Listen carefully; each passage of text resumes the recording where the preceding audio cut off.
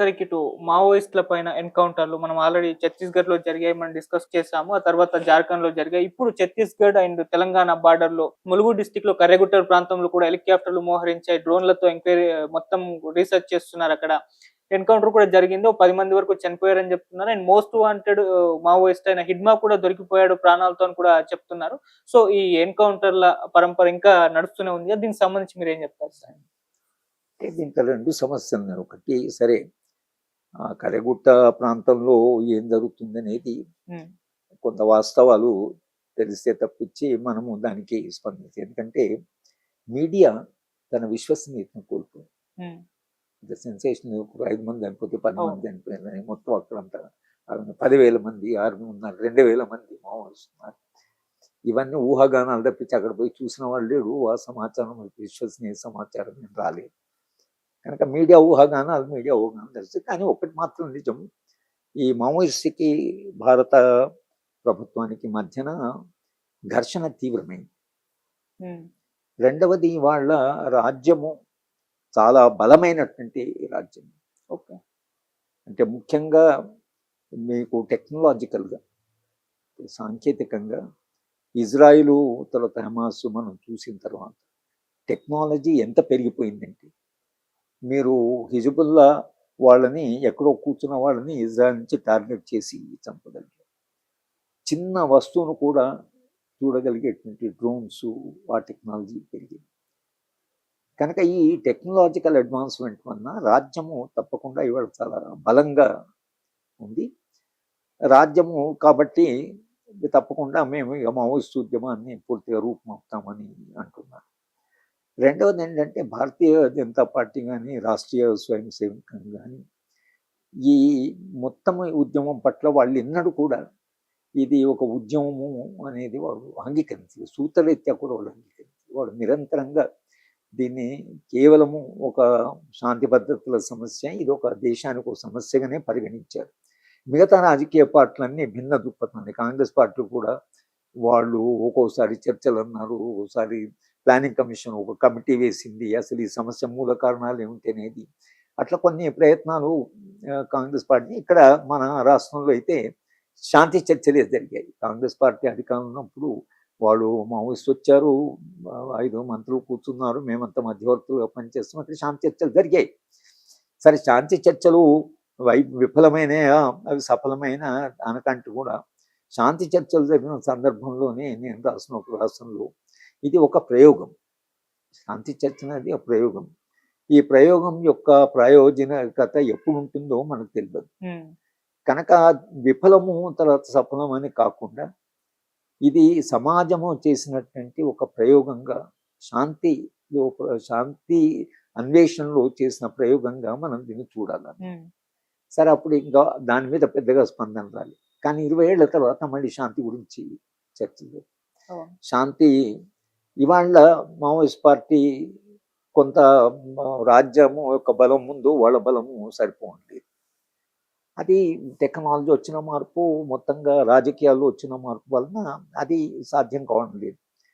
కనుక Maoist party ఇవాళ అంటే తెలంగాణలోనే జస్టిస్ చంద్రకుమార్ గారు ఒక శాంతి చర్చల కమిటీ అని ఒకటి ఏర్పడి, అంటే గతంలో ఎట్లయితే పౌరస్పందన వేదిక ఏర్పడిందో అలా ఏర్పడి జస్టిస్ చంద్రకుమార్ గారి ఆధ్వర్యాన్ని ఇక్కడ ఒక శాంతి కొరకు ప్రయత్నం చేయాలి, శాంతి చర్చలు జరగాలి అని ఒక ప్రయత్నం జరిగింది. దానికి స్పందనగా మావోయిస్ట్ పార్టీ మేము శాంతి చర్చలకు సిద్ధంగా ఉన్నాం. తెలంగాణలో జరిగిన శాంతి చర్చలు అంటే ఉమ్మడి రాష్ట్రంలో జరిగిన శాంతి చర్చలకి పౌరస్పందన వేదిక ఒక దశాబ్ద కాలం పనిచేయవచ్చు ఇద్దరిని ఒప్పించడానికి. ఇద్దరు చాలా గట్టిగానే ఉన్నారు.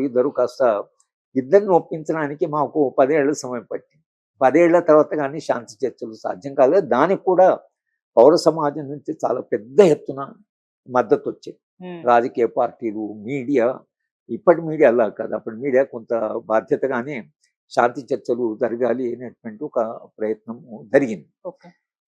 కనుక ఇవాళ శాంతి చర్చలు జరుగుతాయా లేదా అనడానికి మావోయిస్ట్ పార్టీ ముందుకొచ్చి మేము శాంతి చర్చలకు సిద్ధంగా ఉన్నాము, శాంతి చర్చల్లో ఆయుధాన్ని గురించి కూడా మేము చర్చించడానికి సిద్ధంగా ఉన్నామనేది ఆ శాంతి చర్చలకు ఈ శాంతి చర్చలకు ఒక గుణాత్మకమైన మార్పు.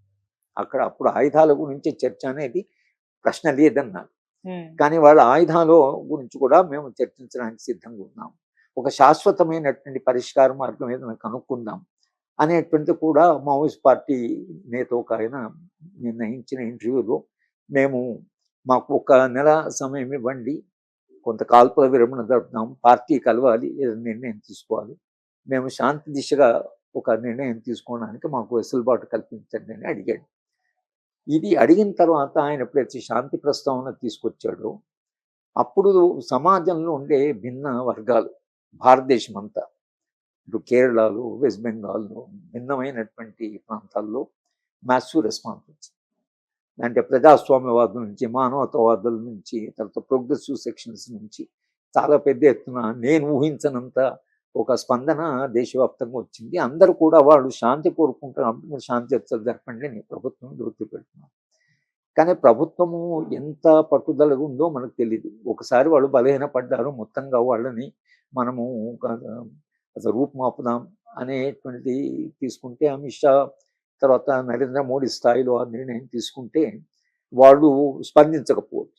కానీ పౌర సమాజం నుంచి ఇంత వాయిస్ వచ్చింది కాబట్టి, వాళ్ళు కూడా శాంతి చర్చలు అంటున్నారు కాబట్టి, ఒకవేళ వాళ్ళు నిజంగా ఉద్యమాన్ని పూర్తిగా అణచివేసిన భారతీయ జనతా పార్టీకి ప్రజల దృష్టిలో శాంతి కొరకని మేము మాట్లాడడానికి వస్తామన్నా వీళ్ళు అవకాశం ఇవ్వలేదు అనే విధంగా ఉంటుందా, లేక ఎంత ప్రయత్నం, ఎంత ఒత్తిడి ఉన్నా, ఎంత అంటే ప్రజల నుంచి అభిప్రాయం ఉన్నా, ఇది పార్టీ, భారతీయ జనతా పార్టీ ఏదనుకుంటే అది చేయగలదు అని అనే అభిప్రాయం వస్తుందా, లేక ఇంత కోరుకున్న ఆ శాంతికి వీళ్ళు గౌరవించలేదు అనేటువంటిది. అసలు ఈ రెండు అభిప్రాయాలు ఎట్లా షేప్ అవుతాయని మనం చూడాలి. చరిత్ర వీటిని ఎటువైపు దిశగా తీసుకుపోతుందని.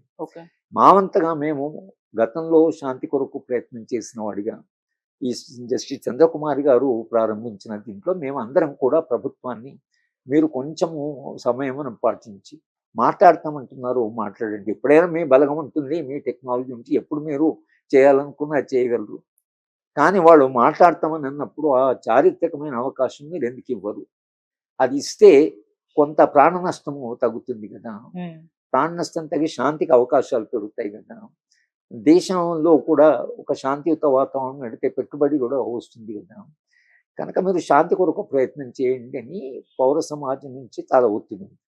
అయినా ఇవాళ కారేగుట్ట దగ్గర చాలా పెద్ద ఎత్తున బలగాలు మోహరించారు, ఒక టాప్ నాయకులు ఉన్నారు అని అంటున్నారు. భారతీయ జనతా పార్టీ ఇంకొక స్టెప్ ముందుకు వెళ్ళి ఒకవేళ నిజంగానే ఈ మొత్తం ఉద్యమాన్ని అణిచివేసిన, మనము ఆలోచించవలసిన ఏంటంటే ఈ ఉద్యమాలు ఏవైతే ఉన్నాయో, ముఖ్యంగా ఆదివాసీ ఉద్యమాలు ఏవైతే ఉన్నాయో, ఇవి భారతదేశానికి కొత్త కాదు.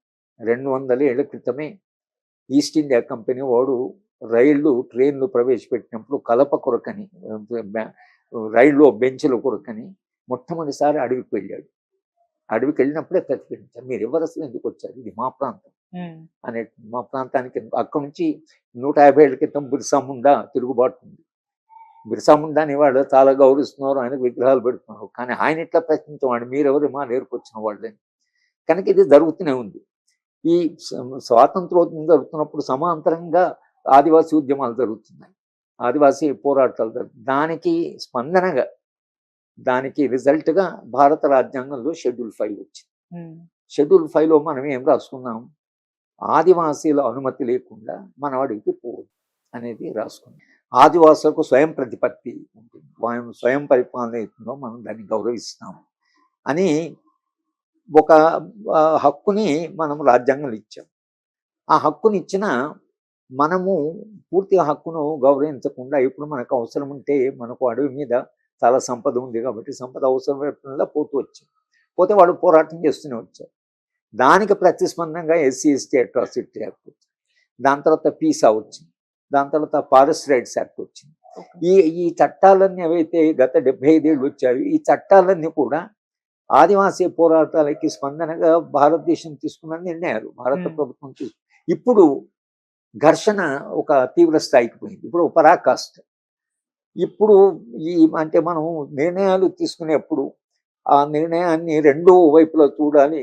ఒక రకమైన ప్రజాస్వామ్య పరిష్కారం మార్గం, ఇంకోవైపు ఈ ఘర్షణ అనేవి రెండు ఆల్టర్నేటివ్స్ ఉంటాయి. ఇంతకాలంగా మనం క్యారెట్ అండ్ స్టిక్, బలప్రయోగం చేశాము రాజకీయంగా. ఇవాళ రాజకీయం కాకుండా మేము బలప్రయోగం ద్వారా ఈ సమస్యను పరిష్కరిస్తామన్నారు. ఓకే. ఒకవేళ నిజంగా ప్రభుత్వం దీంట్లో సఫలం కూడా కావచ్చు. ఎందుకంటే given technology, given power, given వాళ్ళ పట్టుదల మేము వీళ్ళను. కానీ చరిత్రలో ఉద్యమాలు అనేవి అవుతున్నాయో అవి తాత్కాలికంగా మనము ఏ పద్ధతి ద్వారా చేసినా సమస్యలు ఉన్నంతకాలం ఉద్యమాలు ఏదో రూపంలో ఉంటాయి. ఓకే. కనుక ఆదివాసీల ఉద్యమాలు ఏవైతున్నాయో ఇవాళ మొత్తంగానికి ఒక స్వేచ్ఛాయుతమైన భారతదేశం వస్తుందని మనం చెప్పలేదు. ఒక స్వేచ్ఛతో కూడి శాంతితో కూడినటువంటి ఒక దేశాన్ని మనం నిర్మించాలన్నప్పుడు మనము ఇవాళ బలప్రయోగం చేయవచ్చు. కానీ గతంలో చరిత్ర నిండా శాంతి కొరకు ప్రయత్నం చేసిన వాళ్ళు అదే చరిత్ర మిగిలింది. అది బుద్ధుడే కావచ్చు, అది అశోకుడే కావచ్చు. ఇవాళ వాళ్ళ గురించి మనం ఎంత అంటే వాళ్ళు అది గాంధీ కావచ్చు. శాంతి కొరకు ప్రయత్నం చేసి శాంతియుత పద్ధతి ద్వారా చేసిన వాళ్ళకు చరిత్రలో చాలా గౌరవం ఉంది. మేము అణిచివేసిన వాడికి చరిత్రలో గౌరవం అంత పెద్ద స్థాయి ఉండదు చరిత్రలో. కనుక ఇవాళ శాంతి కొరకు ప్రయత్నం చేస్తే భారతీయ జనతా పార్టీ కూడా ఆ మార్గంలో మేము కూడా తప్పకుండా శాంతి కొరకు ప్రయత్నించి, అయినా వాళ్ళు సమస్యలు సృష్టించారు కాబట్టి ఇంకా మాకు వేరే మార్గం మిగిలేదు. ఇవాళ సమాజంలో వచ్చిన స్పందన ఏతుందో ప్రజాస్వామ్యవాదం నుంచి, మానవతావాదం నుంచి, ప్రోగ్రెసివ్ సెక్షన్స్ నుంచి దేశవ్యాప్తంగా ఇవాళ ఒక చర్చ జరుగుతున్నది. చాలా పెద్ద పెద్ద మేధావులు కూడా ఇప్పుడు ఇవాళ చర్చ జరగాలని ఒక పెద్ద చర్చ జరుగుతుంది గత 3 రోజులుగా. ఆ చర్చకు స్పందిస్తారా లేదా అంటే ప్రౌఢ సమాజమే మనం అడుగుతుంది. రాండి వాళ్ళు చర్చలు అంటున్నారు, మీరు కూడా చర్చలు చేయండి. ఇప్పుడేమో అంతమైపోయింది ఏం లేదు, ఇప్పుడు ఏం చరిత్ర అంతం కాదు కదా, కూర్చొని మాట్లాడండి అని ఒక నడుస్తుంది. అది వింటే ఒక ఒక ఒక మార్గం, వినకుండా ఏం లేదు మీరు వాడు చెప్పడానికి మేము అనుకున్నది మేము చేస్తామని చేస్తే అది చేయవచ్చు. కానీ అది శాశ్వత పరిష్కార మార్గమా? ఆదివాసీల సమస్యకు అది శాశ్వత పరిష్కార మార్గమా? లేదా శాంతిని సాధించడానికి అది శాశ్వత మార్గమా? నిజంగా ఒక శాంతియుత దేశము, శాంతియుత ప్రాంతం, ఆదివాసులు శాంతియుతంగా జీవించడానికి కావలసిన చారిత్రక పరిస్థితులు మనం క్రియేట్ చేసి ఇట్లా మనం చారిత్రక స్పృహతో ఆలోచిస్తే ఈ శాంతి ప్రయత్నం ఏదైతుందో భారతీయ జనతా పార్టీ దానికి ఒక ట్రయల్ చేయొచ్చు, ఒకసారి ఒక అవకాశం ఇవ్వచ్చు. తర్వాత మీ బల ప్రయోగము, మీ బలగాలు ఇవన్నీ ఉండనే ఉంటాయి, అవి ఎక్కడ పోవు. కనుక ఈ ప్రయత్నం చేస్తే దాని ఫలితాలు కాస్త మెరుగ్గా ఉంటాయేమో. బలప్రయోగం కంటే కూడా శాంతి ప్రయత్నం అనేవాళ్ళు ఏమంటారంటే వాళ్ళకి ఒకసారి శాంతికి మనము అంటే ప్రయత్నం అంటే అవకాశం ఇస్తే వాళ్ళు మళ్ళీ బలపడతారు. ఇప్పుడు ఎలాగో బలహీన పడ్డారు కొందరు ఉన్నారు సమాజంలో, ఇప్పుడు ఆల్రెడీ బలహీన కొట్టేసేది బలహీన